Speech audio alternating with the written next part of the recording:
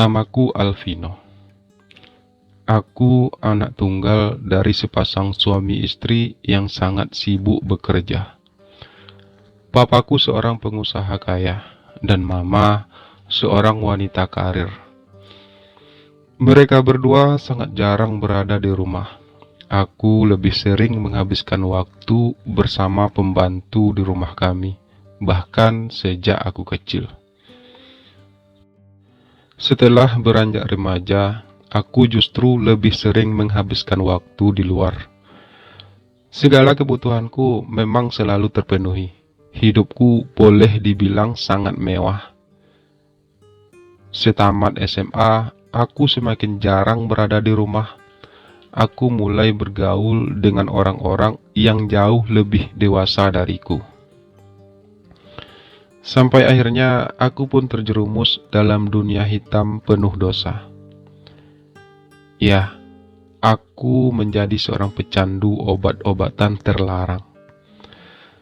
Pergaulan bebas sudah menjadi duniaku. Aku tidak lagi memikirkan masa depanku. Aku banyak menghabiskan uang untuk mabuk-mabukan dan berpesta pora. Aku punya banyak teman dalam dunia hitam yang aku jalani. Namun demikian, segala kesepian yang aku rasakan sejak dulu selalu menyelimuti hatiku. Aku memang kurang mendapatkan kasih sayang dan perhatian dari mama dan papa yang membuatku terkadang menjadi tidak terkendali. Aku selalu merasa kesepian, meski segala kebutuhanku selalu terpenuhi. Dan untuk melampiaskan kesepianku itulah, aku jadi sering mabuk-mabukan dan berhura-hura. Aku sering tertidur di jalanan dalam keadaan mabuk parah. Mama, papa sebenarnya sudah mengetahui tabiatku tersebut. Mereka sering memarahiku, tapi aku selalu mengabaikannya. Mama udah capek nasihatin kamu, Vin. Sampai kapan kamu akan seperti ini? Suara mama meninggi ketika suatu malam melihat aku pulang dalam keadaan mabuk. Aku akan terus seperti ini, Mah, sampai papa dan mama tidak lagi menjadi manusia yang super sibuk. Jawabku ketus. Itu bukan pertama kalinya aku melontarkan kalimat-kalimat tajam kepada mama dan papa. Bahkan, aku pernah hampir berkelahi dengan papa. Kalau kamu masih seperti ini, Papa akan usir kamu dari rumah ini, dan jangan harap kamu bisa mendapatkan uang lagi dari papa ataupun dari mama kamu. Papa ikut menimpali. Suaranya jauh lebih tinggi dari suara mama tadi. Mereka berdua berdiri berkacak pinggang menatapiku. Tanpa papa usir pun, aku juga bakal pergi dari rumah ini. Rumah ini bagai neraka bagiku. Balasku tak ingin kalah. Setelah berkata demikian, aku segera berlari ke lantai atas menuju kamarku. Aku kemasi beberapa helai pakaianku ke dalam tas. Aku memang bertekad untuk pergi dari rumah itu. Aku ingin memberi pelajaran kepada mama dan papa. Aku hanya ingin mereka sadar bahwa segala kesibukan mereka selama inilah yang telah membuatku menjadi seperti ini. Mama berusaha mencegahku saat aku dengan terburu berjalan menuju keluar. Tapi aku berusaha mengabaikannya. Biarkan dia pergi, Mah. Papa ingin tahu seberapa lama ia mampu bertahan di luar sana tanpa uang dari kita. Suara papa berteriak. Ingat Pino, kamu pergi jangan membawa apapun dari rumah ini, termasuk mobil maupun motor. Papa melanjutkan teriakannya. Untuk sesaat aku terdiam. Aku tadinya memang berniat untuk pergi dengan memakai mobil. Tapi mendengar teriakan papa barusan, aku pun mengurungkan niatku. Aku melanjutkan langkah dengan terburu menuju gerbang pagar rumah kami. Saat keluar dari pagar tersebut, aku mulai berpikir kemana aku akan pergi. Uang di dalam saku celanaku hanya tersisa beberapa ratus ribu.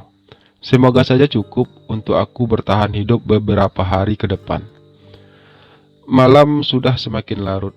Aku terus saja melangkah tanpa arah.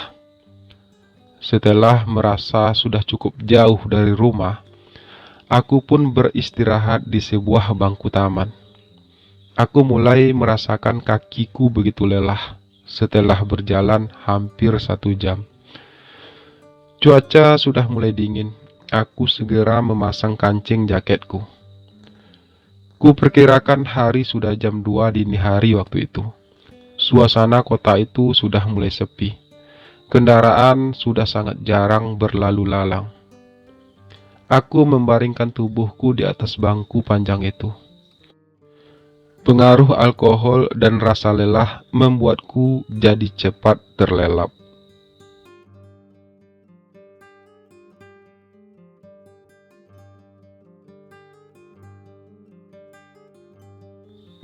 Paginya aku terbangun. Suasana kota sudah mulai ramai. Orang-orang sudah mulai sibuk. Kendaraan semakin ramai berlalu lalang. Rasa lapar mulai menyerang perutku. Tubuhku terasa gerah dan kucel.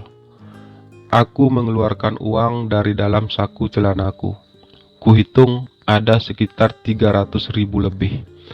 Setidaknya aku tidak akan kelaparan selama beberapa hari ke depan. Setelah mencuci muka di sebuah toilet umum, aku pun segera mencari tempat untuk sarapan. Sehabis sarapan, aku mulai berpikir tentang rencanaku ke depannya. Aku tadinya kabur dari rumah hanya ingin sekedar memberi pelajaran kepada papa dan mama. Aku berharap mereka segera mencariku dan membujukku untuk pulang. Tapi sepertinya mereka tak berniat untuk mencariku, karena jika mereka ingin mencariku, seharusnya mereka sudah menemukanku. Papa punya banyak anak buah yang bisa ia perintahkan untuk mencariku.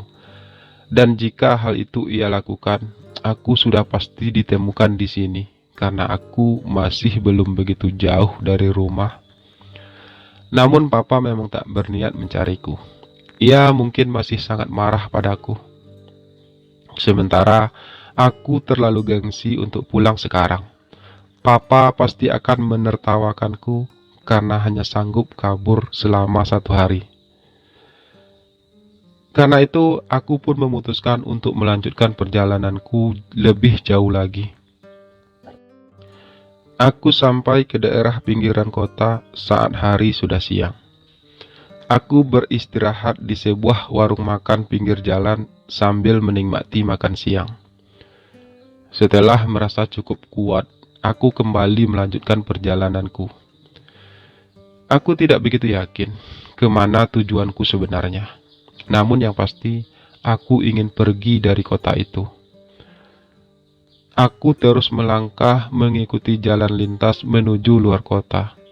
Rumah-rumah sudah mulai jarang aku temukan di sepanjang jalan. Setengah hatiku masih berharap salah seorang anak buah papa menemukanku dan memaksaku untuk pulang. Setengah hatiku lagi ingin memutar langkah untuk kembali. Namun, egoku tetap memaksaku untuk terus melangkah hingga hari pun perlahan mulai gelap. Aku beristirahat di depan sebuah masjid yang berada di pinggir jalan. Orang-orang terlihat ramai memasuki pekarangan masjid, karena suara azan maghrib sudah berkumandang sejak tadi. Seumur hidup, aku belum pernah sholat. Aku tidak pernah berdoa. Aku tidak pernah diajarkan agama oleh kedua orang tuaku.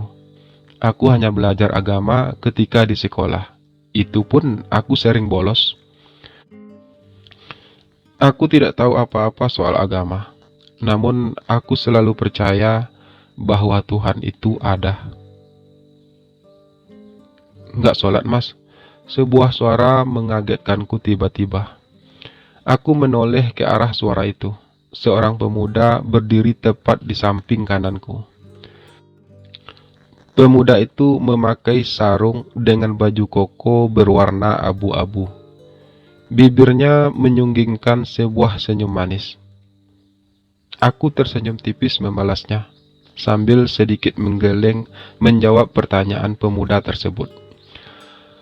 Orang-orang mulai ramai berhamburan keluar dari masjid setelah selesai melaksanakan sholat. Pemuda tadi pun ikut duduk di sampingku. "Mas, dari mana?" tanya pemuda itu ramah. Aku tidak segera menjawab. Aku tidak mungkin menceritakan tentang siapa aku sebenarnya pada orang yang tidak aku kenal itu. "Aku dari kota, Mas," jawabku akhirnya. "Dan Mas mau kemana sekarang?" Pemuda itu bertanya lagi. Aku terdiam kembali. Aku jadi bingung harus menjawab apa, karena aku memang tidak tahu hendak kemana sebenarnya. Melihat aku yang terdiam dan seperti enggan untuk menjawab pertanyaannya, pemuda tadi pun segera berdiri dan berlalu pergi dari situ. Aku menarik napas berat. Rasa menyesal mulai menggerogoti perasaanku. Tiba-tiba aku ingin segera pulang. Aku jadi kangen dengan rumahku. Namun sekali lagi, egoku terus menahanku untuk tetap berada di sana. Malam semakin larut.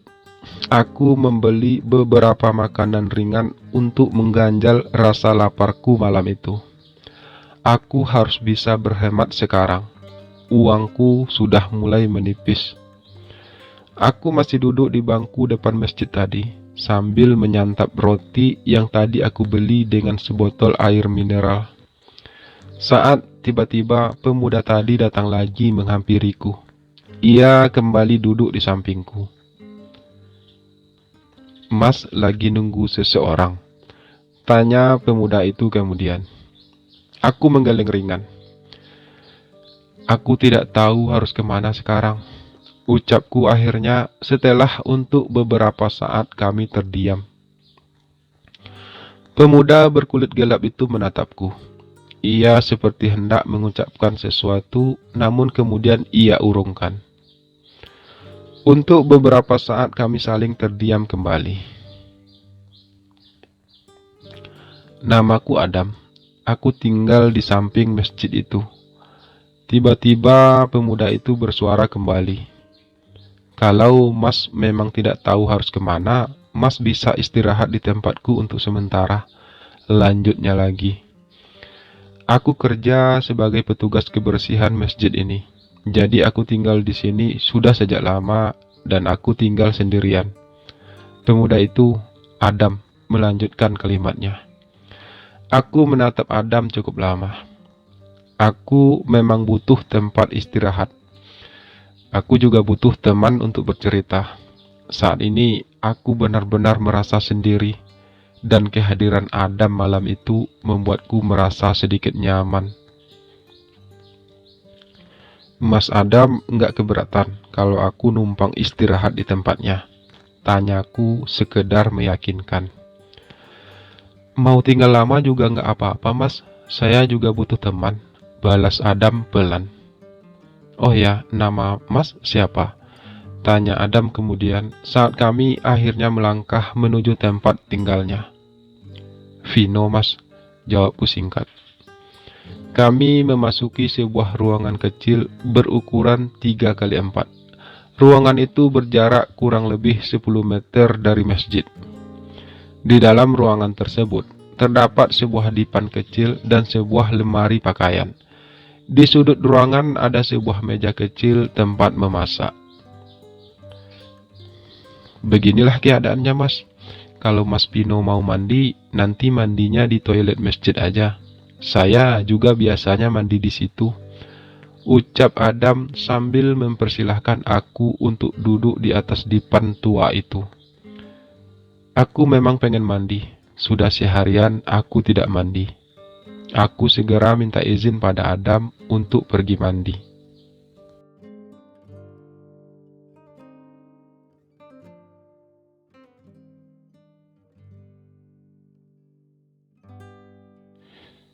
Aku membaringkan tubuhku di atas dipan tersebut. Sehabis mandi, rasanya tubuhku jadi lebih segar. Pikiranku juga sedikit tenang. Adam turut berbaring di sampingku. Tubuh kami saling bersentuhan karena dipan itu cukup kecil untuk kami berdua. Adam mulai bercerita beberapa hal tentang dirinya. Adam ternyata lebih tua 2 tahun dariku. Ia dulunya dibesarkan di panti asuhan. Setelah lulus dari pesantren, ia pun mulai bekerja di masjid itu. Perjalanan hidup Adam membuatku merasa iba melihatnya. Kehidupan yang dijalaninya cukup berat, sementara aku justru pergi meninggalkan orang tuaku. Tapi aku tidak menceritakan siapa aku sebenarnya kepada Adam. Aku hanya mengatakan kalau aku seorang perantau yang sedang mencari kerja di kota. Setelah cukup lama saling bercerita, rasa kantuk mulai menyerang kami berdua. Beberapa kali aku harus menguap karena kantuk yang menyerangku sejak tadi. Perlahan, aku mulai memejamkan mata. Rasa capek karena berjalan seharian membuatku tertidur dengan lelap. Tengah malam aku terbangun. Aku merasa gerah. Di dalam ruangan itu tidak ada kipas angin sama sekali. Aku membuka baju kaos yang aku pakai, kemudian membuka celana jeansku. Aku hanya memakai celana boxer. Kulihat Adam juga terbangun. Ia juga melakukan hal yang sama denganku. Biasanya aku memang tidur hanya memakai celana dalam. Tapi tadi aku merasa sungkan. Jelas Adam dalam keadaan setengah mengantuk. Aku tidak menanggapi ucapan Adam barusan. Aku kembali berbaring dan memejamkan mata. Tubuhku dan Adam kembali berdempetan. Kulit kami saling bersentuhan. Aku memiringkan tubuhku membelakangi Adam, setidaknya mengurangi rasa gerahku. Saat menjelang subuh, aku terbangun. Kali ini bukan lagi karena gerah, tapi karena aku merasakan tangan Adam melingkar di atas dadaku. Suasana subuh itu memang mulai dingin. Tangan Adam yang berada di atas dadaku terasa begitu hangat. Aku kembali memejamkan mata, membiarkan tangan itu tetap berada di sana. Beberapa saat kemudian, aku mendengar suara radio diputar dari masjid. Adam segera menarik tangannya dan segera bangkit dari tidurnya. "Kamu nggak sholat?" tanya Adam sambil berusaha membangunkanku. Aku mengabaikan pertanyaan Adam dan berpura-pura masih tertidur. Aku mendengar langkah Adam keluar dari ruangan tersebut. Aku juga masih mendengar suara pintu dibuka kemudian tertutup kembali. Adam pasti sudah keluar dari ruangan tersebut, pikirku. Aku melanjutkan tidurku lagi, meski tak lama kemudian suara azan mulai terdengar dari toa masjid.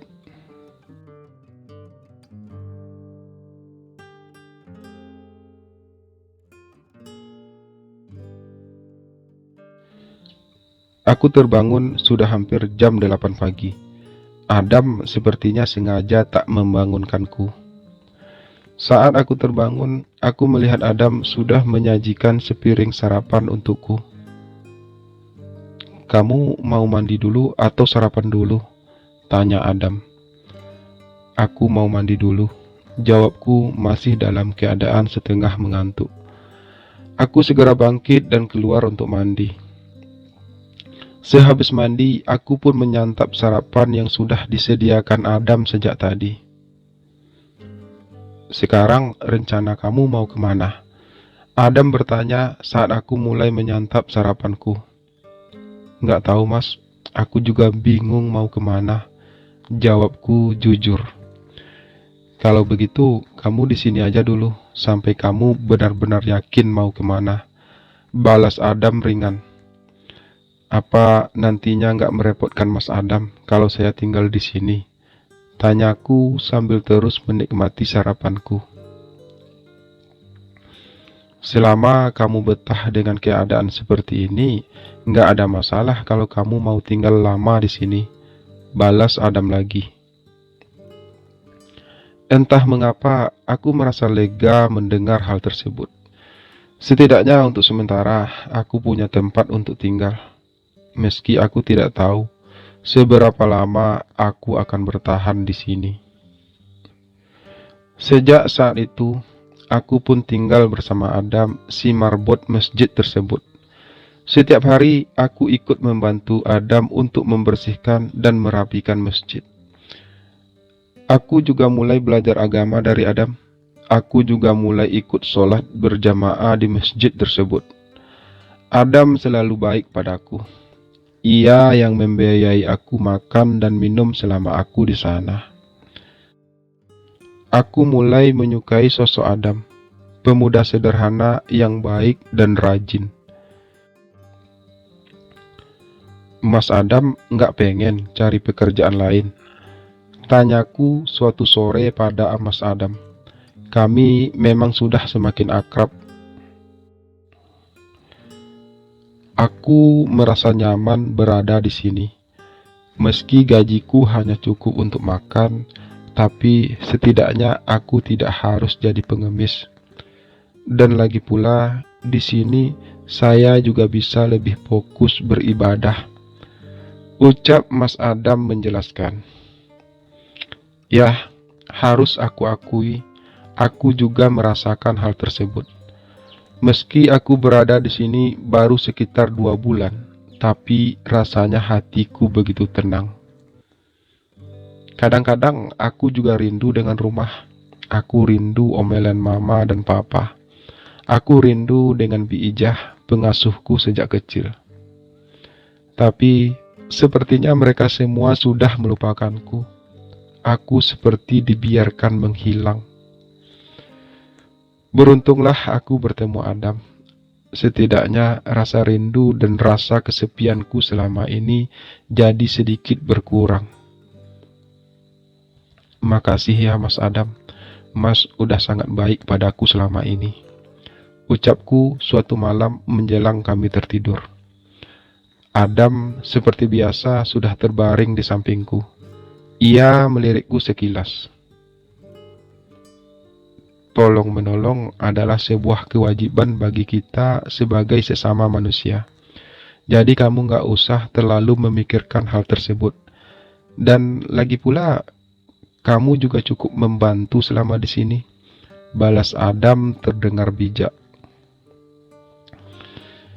Kami memang selalu tidur dalam keadaan bertelanjang dada, karena merasa sudah saling akrab.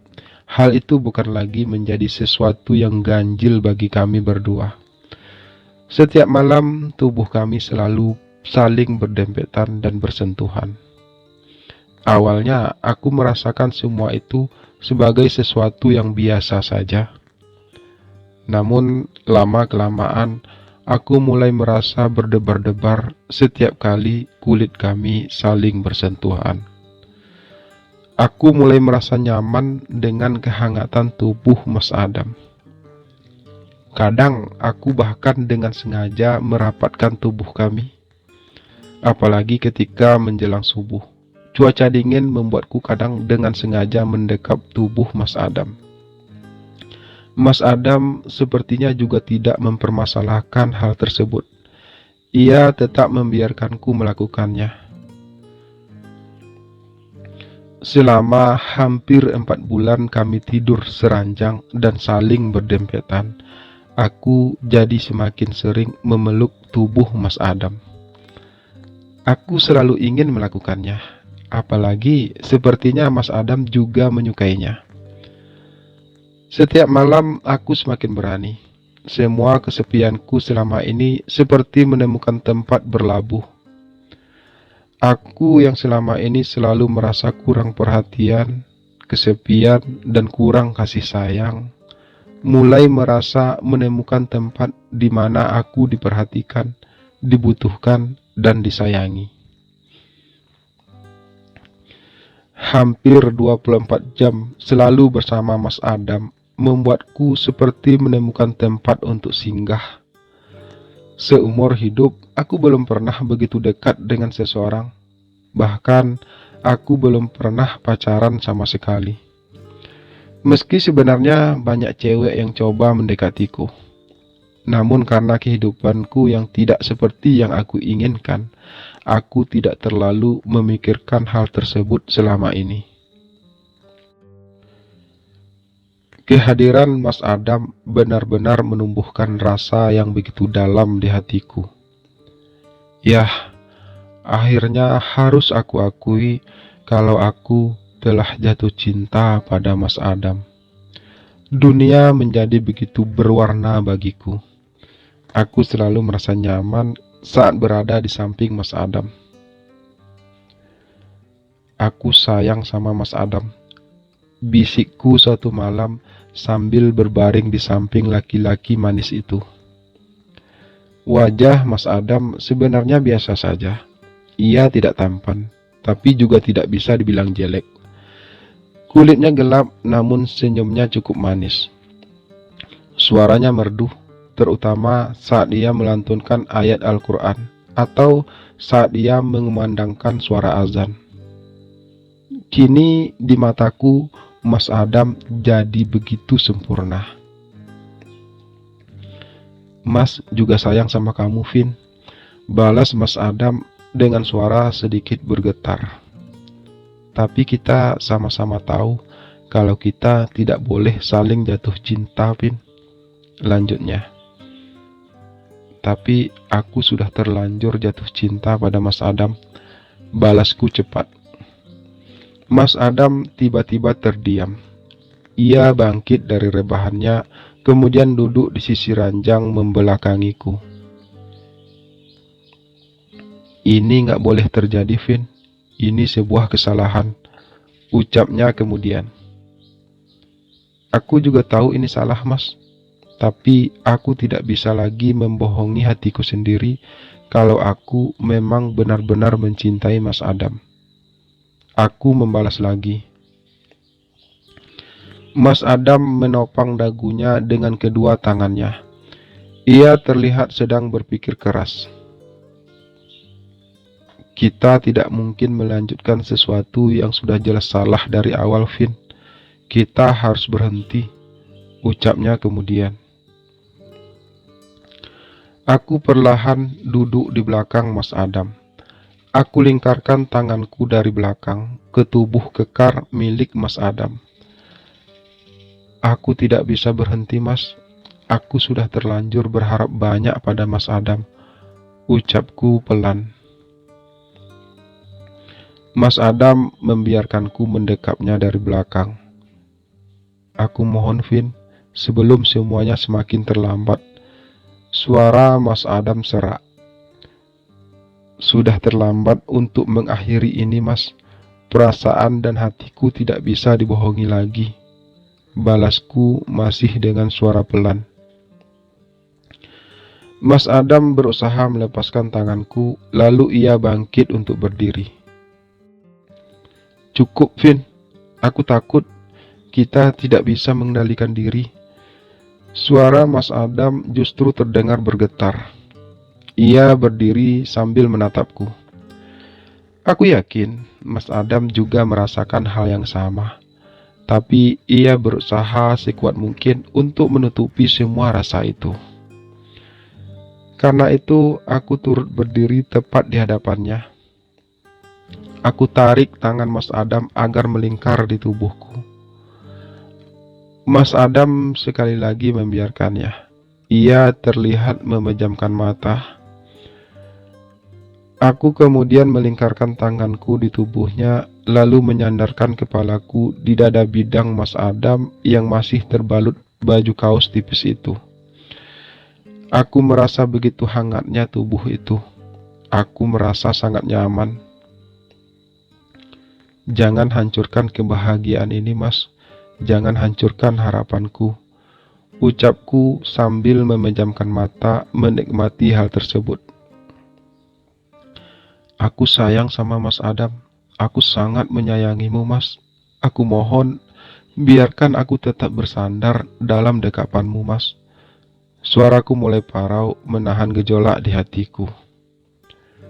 Di luar dugaanku, Mas Adam justru mempererat dekapannya. Ia kecup lembut rambutku.